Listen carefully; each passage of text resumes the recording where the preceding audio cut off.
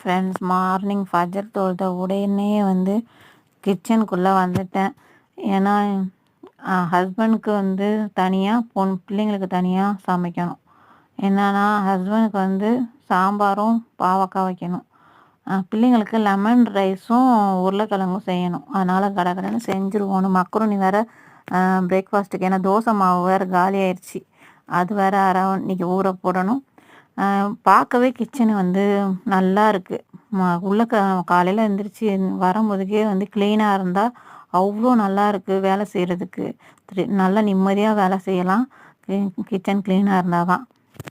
அதுக்கு வந்து ரொம்ப என்ன செய்யணும்னா டீக்ளேட்டர் பண்ணுறதாங்க மெயின். நான் வந்து இப்போ நிறைய பொருளை டீக்ளேட்டர் பண்ணிட்டேன். இந்த கிச்சன்லேயே இந்த இடம் மட்டும்தான் நான் வந்து க்ளீன் பண்ணாத இடம்.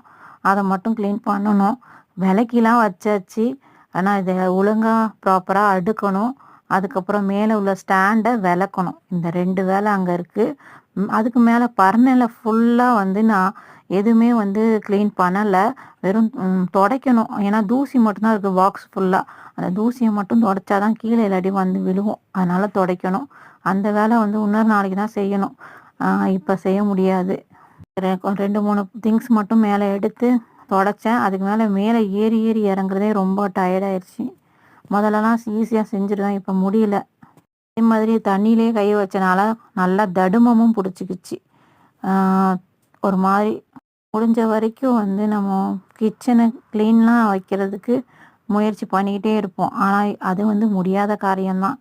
நம்ம எப்பயாவது வந்து அது கலையாமல் இருக்காது. பிள்ளைங்க வந்து கிச்சன் வந்து யூஸ் பண்ணுங்க. அப்போ வந்து ஏதாவது ஒன்றும் இல்லை, காஃபி பொடி கொட்டும், கடுகு தாளிக்கும் போது அது தெறிக்கும். தாளிக்கும் போது தெரிக்காமல் இருக்கணும். கண்டிப்பாக மூடி வச்சு தான் வந்து தாளிக்கணும். அது முடியாத காரியம். திடீர்னு அவசரத்துக்கு தாளித்து விட்ருவோம். கடுகு எல்லா இடத்துலையும் எண்ணெயோடு போய் பொரிஞ்சு விழுந்துடும். கடனும் வந்து சமைச்சு அவங்களுக்கெல்லாம் பேக் பண்ணிட்டேன். இப்போ துணி துவைக்கிற வேலை இருக்குது, அது முடிச்சிடணும். இப்போ பாத்திரம் கொஞ்சம் இருக்குது. அது என் மக வந்து தான் கொஞ்சம் விளக்குவாங்க. எடுத்துட்டு பாக்ஸில் போட்டு வச்சிட்டேன். என்னது குடத்தை கட் பண்ணது தான். அதுக்கப்புறம் இங்கிட்டு வந்து எல்லாத்தையும் வந்து அழகாக அடுக்கி வச்சிட்டேன்.